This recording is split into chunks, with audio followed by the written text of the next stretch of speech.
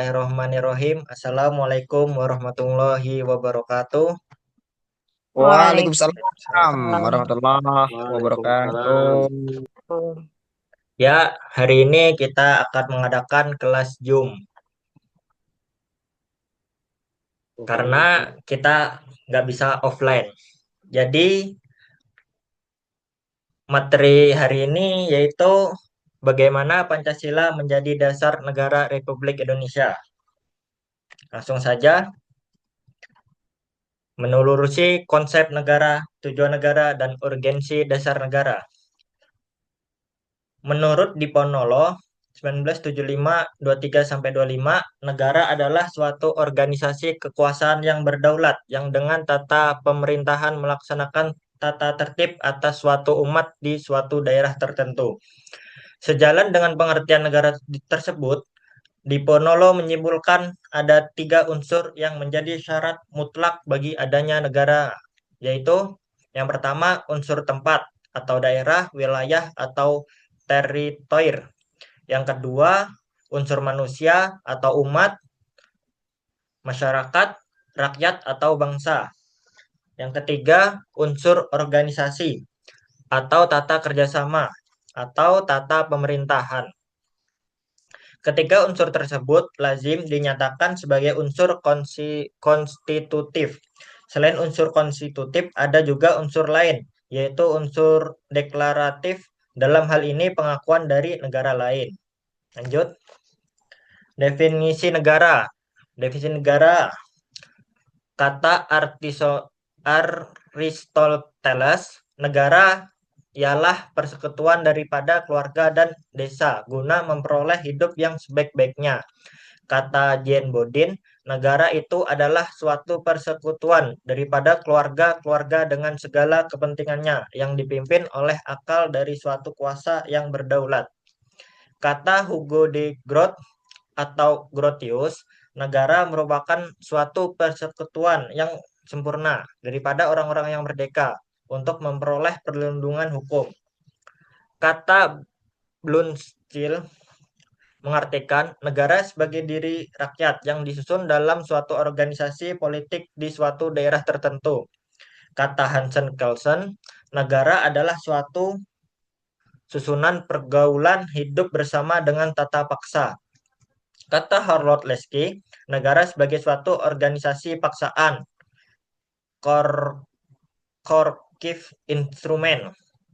Kata Woodrow Wilson, negara merupakan rakyat yang terorganisasi untuk hukum dalam wilayah tertentu.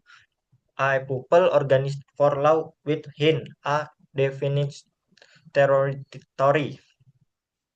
Lanjut, lanjutannya yaitu bentuk negara, sistem pemerintahan, dan tujuan negara seperti apa yang ingin diwujudkan, serta bagaimana jalan cara mewujudkan tujuan negara tersebut.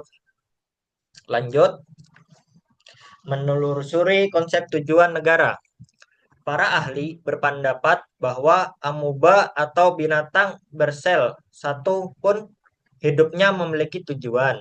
Apalagi manusia pasti memiliki tujuan hidup. Demikian pula suatu bangsa mendirikan negara. Pasti ada tujuan untuk apa negara itu didirikan. Secara teoretik, ada beberapa tujuan negara diantaranya dapat digambarkan secara skematik sebagai berikut, yaitu ada 5 tujuan negara.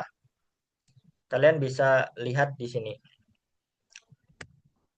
Lanjut, lanjutan. Tujuan yang ingin dicapai oleh setiap orang mungkin sama, yaitu kesejahteraan dan kebahagiaan.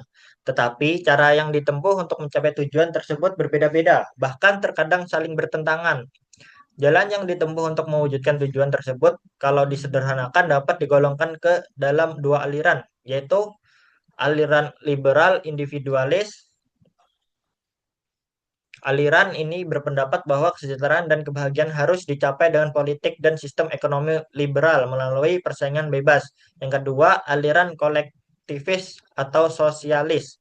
Aliran ini berpandangan bahwa kesejahteraan dan kebahagiaan manusia hanya dapat diwujudkan melalui politik dan sistem ekonomi terpimpin atau totaliter. Lanjut, menelusuri konsep dan urgensi dasar negara.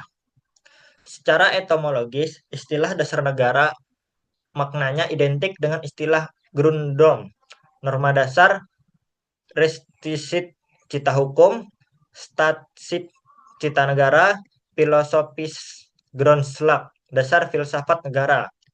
Banyaknya istilah dasar negara dalam kosakata bahasa asing menunjukkan bahwa dasar negara bersifat universal, dalam arti setiap negara memiliki dasar negara. Lanjut.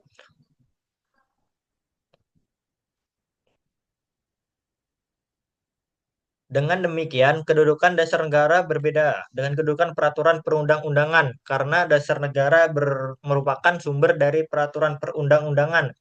Implikasi dari kedudukan dasar negara ini, maka dasar negara bersifat permanen, sementara peraturan perundang-undangan bersifat fleksibel, dalam arti dapat diubah sesuai dengan tuntunan zaman.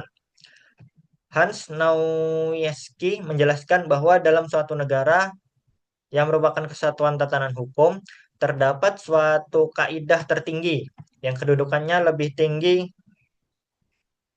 daripada undang-undang dasar. Kaidah tertinggi dalam tatanan kesatuan hukum dalam negara disebut Stats Fundamental Norm yang untuk Indonesia berupa Pancasila.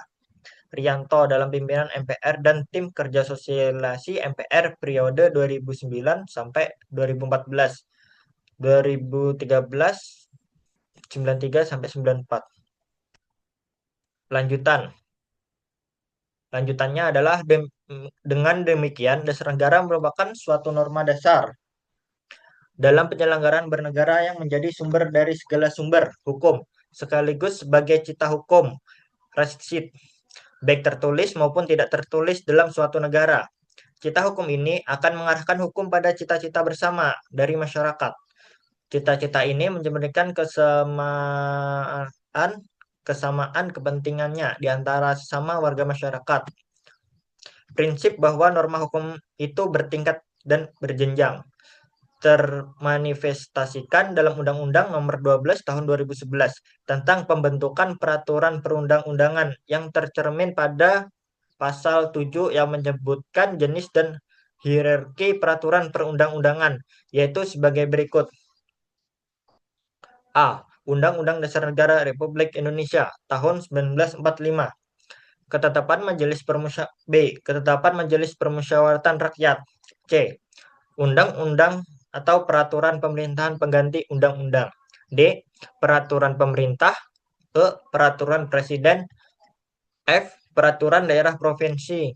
Dan G. Peraturan daerah kabupaten atau kota. Menanya alasan diperluaskannya kajian Pancasila sebagai dasar negara. Setiap orang pasti bertanya-tanya, termasuk Anda, benarkah Pancasila itu diperlukan sebagai dasar negara? Apa buktinya jika Pancasila itu perlu dijadikan dasar negara Indonesia? Untuk menjawab pertanyaan tersebut, kita akan mulai dari analogi terlebih dahulu. Apakah Anda mempunyai kendaraan? Apa yang harus Anda lakukan jika tidak ada jalan yang dapat dilalui? Ya, Pancasila seperti jalan aspal yang memberikan arah kemana kendaraan itu dapat dibawa tanpa ada kerusakan. Berbeda dengan jalan yang tidak diaspal, meskipun kendaraan dapat berjalan tetapi dalam waktu yang singkat kendaraan Anda akan cepat rusak.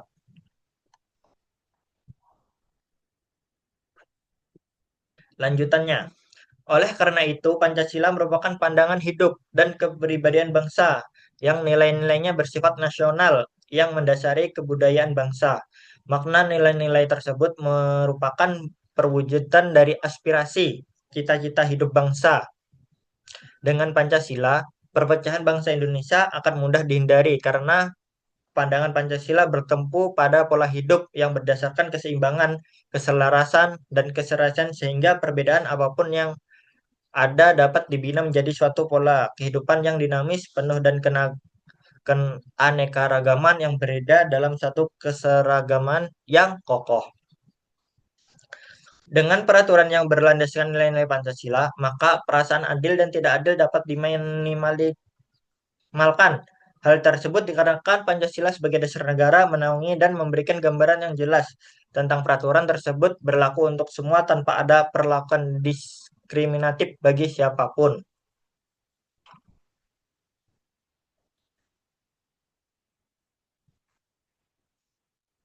Oleh karena itu, Pancasila memberikan arah tentang hukum harus menciptakan keadaan negara yang lebih baik dan berlandaskan pada nilai-nilai ketuhanan, kemanusiaan, persatuan, kerakyatan, dan keadilan.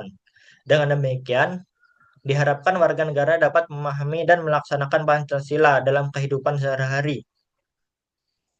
Dimulai dari kegiatan-kegiatan sederhana yang menggambarkan hadirnya nilai-nilai Pancasila tersebut dalam masyarakat. Thank you. Mungkin sampai sini materi yang saya sampaikan. Apakah ada pertanyaan?